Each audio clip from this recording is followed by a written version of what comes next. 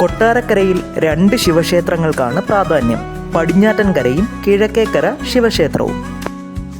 പടിഞ്ഞാറ്റൻകര ശിവക്ഷേത്രത്തിന്റെ നിർമ്മാണ മേൽനോട്ടം വഹിച്ചത് ഉളിയന്നൂർ പെരുന്തച്ചനായിരുന്നു. ക്ഷേത്ര നിർമ്മാണത്തിനിടയിൽ അദ്ദേഹം പ്ലാവിൻ തടിയിൽ ഒരു ചെറിയ ഗണപതി വിഗ്രഹം ഉണ്ടാക്കി. എന്നാൽ ആ വിഗ്രഹം പടിഞ്ഞാറ്റൻകര ശിവക്ഷേത്രത്തിൽ പ്രതിഷ്ഠിക്കാൻ പ്രധാന പുരോഹിതൻ അനുവദിച്ചില്ല. നിരാശനായ പെരുന്തച്ചൻ കിഴക്കേക്കര ശിവക്ഷേത്രത്തിലെത്തി, അതായത് ഇവിടെ. പുരോഹിതന്റെ അനുവാദം വാങ്ങി പെരുന്തച്ചൻ ഗണപതിയെ തെക്കോട്ട് ദർശനമായി പ്രതിഷ്ഠിച്ചു. കേരളത്തിലെ പ്രസിദ്ധമായ 5 ഗണപതി ക്ഷേത്രങ്ങളിലൊന്നായ ബാലഗണപതി കൃപ ചൊരിയുന്ന കൊട്ടാരക്കര ശ്രീ മഹാഗണപതി ക്ഷേത്രമാണ് ഇത്. എന്താരംഭിക്കുമ്പോഴും സകല വിഘ്ന നിവാരണനായ ശ്രീ മഹാഗണപതിയുടെ തിരുമുന്നിൽ പ്രാർത്ഥിച്ചാൽ തടസ്സങ്ങൾ മാറുമെന്നാണ് വിശ്വാസം.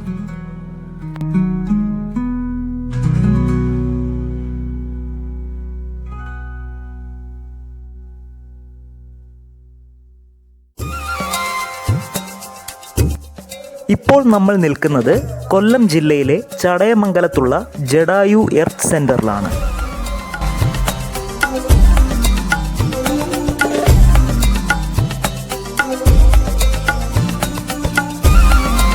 നമ്മളിപ്പോൾ നിൽക്കുന്നത് ജഡായു പാർക്കിലാണ്.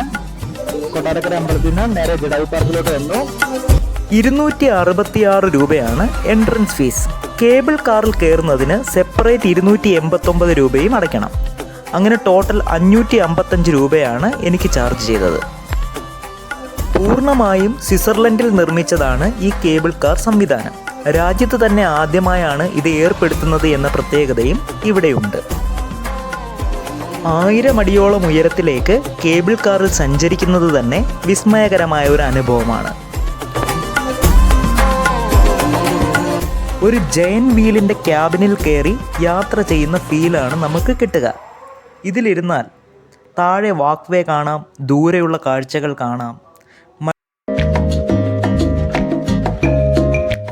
ലോകത്തിലെ തന്നെ ഏറ്റവും വലിയ പക്ഷിശില്പം കാണാനാണ് നമ്മൾ ഈ യാത്ര ചെയ്യുന്നത്. 15,000 ചതുരശ്ര അടിയിൽ 200 അടി നീളത്തിൽ 150 അടി വീതിയിൽ 70 അടി ഉയരത്തിലുള്ള ഒരു ശില്പം.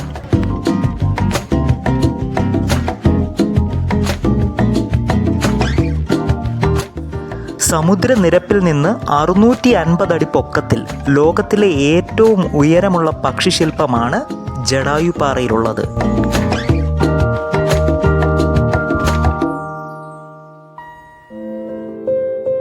പ്രസിദ്ധ ചലച്ചിത്രകാരനും വിഖ്യാത ശില്പിയുമായ രാജീവ് അഞ്ചൽ ഒരു പതിറ്റാണ്ടിലേറെ നടത്തിയ സമർപ്പണത്തിലൂടെയാണ് ജഡായു ശില്പം യാഥാർത്ഥ്യമായത്. രാമായണത്തിലെ ജഡായുവിൻ്റെ കഥയുടെ പേരിലാണ് ഈ സ്ഥലം ഓർമ്മിക്കപ്പെടുന്നത്. സീതാദേവിയെ സന്യാസവേഷം ധരിച്ചെത്തിയ ലങ്കാധിപതി രാവണൻ കടത്തിക്കൊണ്ടു പോകുന്നതിനിടയിലാണ് സൂര്യതേരാളിയായ അരുണന്റെ പുത്രനായ ജഡായു എന്ന പക്ഷിശ്രേഷ്ഠന്റെ രംഗപ്രവേശം. കുട്ടിക്കാലത്ത് മത്സരപ്പറക്കലിനിടെ സൂര്യന്റെ ഉഗ്രതാപത്തിൽപ്പെട്ട് അനുജനെ രക്ഷിക്കാൻ സ്നേഹച്ചിറകുകൾ കൊണ്ട് പൊതിഞ്ഞ് രക്ഷപ്പെടുത്തി സ്വയം വൈകല്യം സ്വീകരിച്ച് പറക്കാൻ ശേഷി നഷ്ടപ്പെട്ട സമ്പാദിയുടെ അനുജനായിരുന്നു ധർമ്മബോധത്തിൻ്റെ ഉത്തമ മാതൃകയായ ജഡായു. ആകാശമാർഗത്തിൽ സീതയെ കടത്തിക്കൊണ്ടുപോയ രാവണനെ ഭീമാകാരമായ തൻ്റെ ചിറകുകൾ ഉയർത്തി ജഡായു നേരിട്ടു. അതിശക്തനായ ദശമുഖ രാവണനാണ് തൻ്റെ എതിരാളി എന്ന് അറിഞ്ഞുകൊണ്ട് തന്നെയുള്ള ഒരു ചെറുത്തുനിൽപ്പ്. രാജ്യത്ത് നീതിന്യായ വ്യവസ്ഥ പരിപാലിക്കാൻ നിയുക്തനായ രാജാവ് ഈ വിധം ചെയ്യുന്നത് സർവനാശകരമാണ്. അതിനാൽ ഈ അധർമ്മത്തിൽ നിന്ന് മാറി നിൽക്കാൻ രാവണനോട് ജഡായു ആവശ്യപ്പെട്ടു. സീത എന്ന സ്ത്രീത്വത്തെ അപമാനിക്കാൻ ശ്രമിക്കുന്നതിനെതിരെയുള്ള സ്വാഭാവിക പ്രതികരണമായിരുന്നു അത്. പർവ്വതം പോലെയുള്ള ചിറകുകൾ ഉപയോഗിച്ച് ജഡായു രാവണനെ പ്രതിരോധിച്ചു. ജഡായുവിൻ്റെ ചിറകടിയാൽ കാറ്റേറ്റ് സമുദ്രങ്ങൾ പ്രക്ഷുബ്ധമാവുകയും പർവ്വതങ്ങൾ ഇളകുകയും ചെയ്തു. അതിശക്തമായ യുദ്ധത്തിനൊടുവിൽ രാവണന്റെ ചന്ദ്രഹാസ പ്രഹരമേറ്റ് ജഡായു ഇടത് ചിറകറ്റ് ഭൂമിയിൽ പതിച്ചു. എന്നാൽ ചിറക് മുറിഞ്ഞു വീണ ജഡായുവിനെ സീതാദേവി അനുഗ്രഹിച്ചു. രാമൻ വരുന്നത് വരെ ജീവൻ നിലനിർത്താനാകുമെന്നും ജീവജലത്തിനായി ഗംഗാദേവി അടുത്തെത്തുമെന്നും പറഞ്ഞു. ഈ ഐതിഹ്യത്തിൻ്റെ പേരിലാണ് ജഡായു പാറ പ്രസിദ്ധമാകുന്നത്. രക്തസാക്ഷിയാം മകൻ തൻ ജഡം ഒരു അമ്മ പോൽ ഗദ്ഗദത്തോട് ഏറ്റുവാങ്ങിയതാണീ നിലം. ഇവിടെ വീശും കാറ്റും ആ കഥ പാടുന്നില്ലേ, ഇവിടെ ഓരോ തരിമണ്ണും അതോർക്കുന്നില്ലേ. മൃത്യുവിൻ മുന്നിൽ നാടിൻ മാനം കാക്കുവാനായി ബലിപുഷ്പമായി പതിച്ചൊരാ പക്ഷി തൻ ഓർമ്മയ്ക്കായി. ജടായു സ്മൃതി ONV കുറുപ്പ്.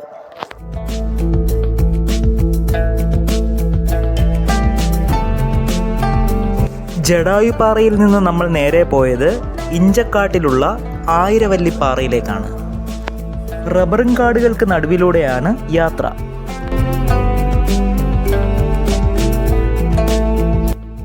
ഫ്രണ്ട്സ്, നല്ല കുത്തനെയുള്ള കയറ്റമാണ്. ഞാൻ കാണിച്ചു തരാം.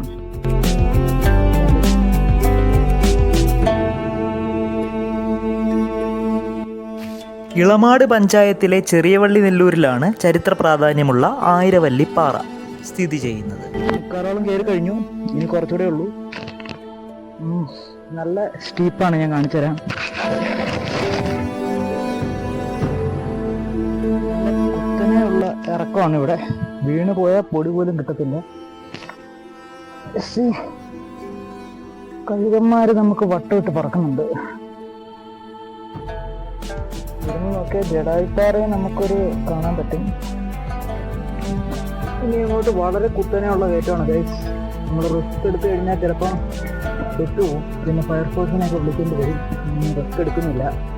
ഈ കൂടുതൽ കയറാൻ പറ്റുമെന്നെങ്കിൽ ഏതെങ്കിലും ഫ്രണ്ട്സുമായിട്ടൊക്കെ വരേണ്ടി വരും. മിഷൻ ഇവിടെ വെച്ച് അവസാനിപ്പിക്കുകയാണ്. കാരണം ഇതിൽ കൂടുതൽ കയറാൻ പറ്റുന്ന കുത്തനെയുള്ള കയറ്റമാണ്. റിസ്ക്കായിട്ട് നമ്മൾ തിരിച്ചറിഞ്ഞാണ്. പിന്നെ ഒരു അവസരത്തിൽ വേറെ വഴിയുണ്ടോ എന്ന് നോക്കുന്നത്.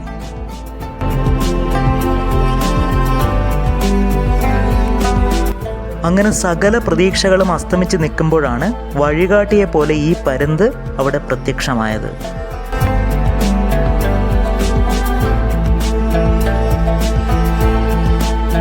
നമ്മൾ കയറിയ ഭാഗമല്ലാതെ അപ്പുറത്തെ സൈഡിൽ കൂടെ ഒരു വഴി കാണുന്നുണ്ട്. നമുക്ക് അവിടെ കൂടെ വേറൊരു വഴി നോക്കുകയാണ് ഗൈസ്. ഈ പാറകൾ കയറി അപ്പുറം ചെല്ലാമെന്നുണ്ടെങ്കിൽ അവിടെ കുറച്ചുകൂടെ കയറാനൊരു പോസിബിലിറ്റി കാണുന്നുണ്ട്. കൺഫേം അല്ല, പോസിബിൾ അല്ല. നമ്മൾ തിരിച്ചു ഫ്രണ്ട്സ്, ഇവിടെയും കുറച്ച് റിസ്ക്കിയാണ്. നമുക്കിത് മറ്റൊരു ദിവസം വന്ന് കവർ ചെയ്യാം.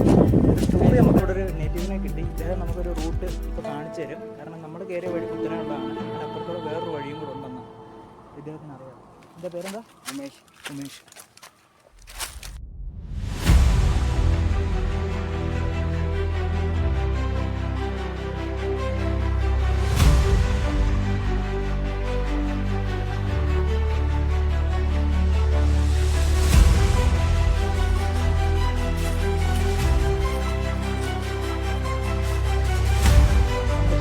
ഉമേഷിൻ്റെ കൂടെ വേറൊരു റൂട്ട് വഴിയാണ് വരുന്നത്.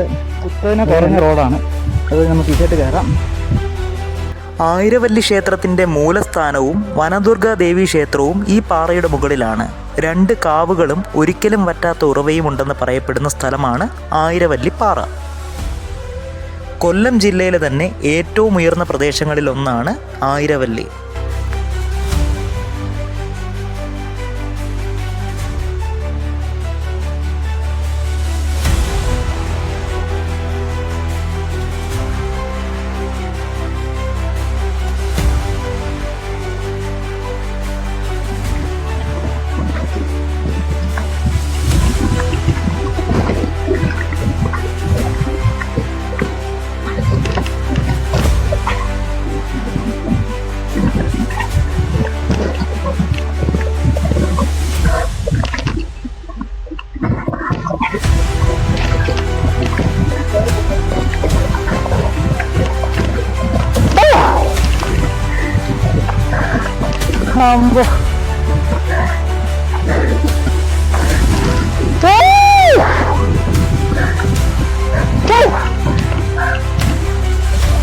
Thank you, Umesh. Thank you.